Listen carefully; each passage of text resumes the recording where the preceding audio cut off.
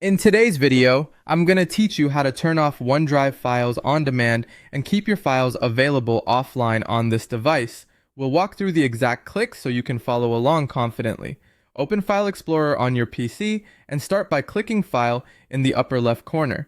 This brings focus to Explorer's controls and ensures we're working in the right place. Next, in the left navigation pane, click OneDrive to highlight your OneDrive folder. With OneDrive selected, right-click it. This opens a context menu specific to OneDrive. From that menu, click Settings. A OneDrive window will appear. Inside that window, click the Settings tab if it isn't already selected. This is where OneDrive's core options live, including how your files are stored on the device. Look for the Files on Demand section. You'll see an option that says Save Space and Download files as you use them. Uncheck that box.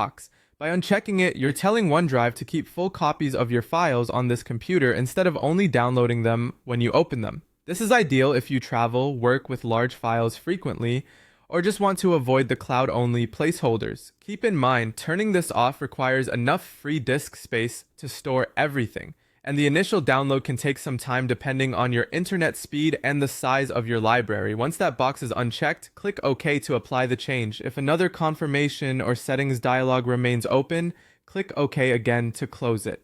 OneDrive will begin preparing your files for offline availability. You might notice sync activity in the notification area as files start downloading.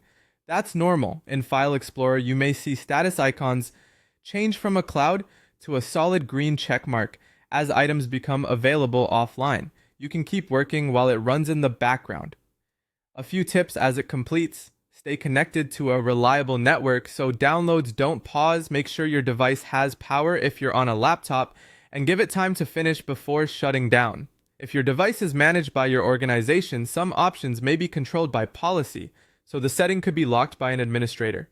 If you change your mind later, you can return to the same settings area and recheck the option to save space.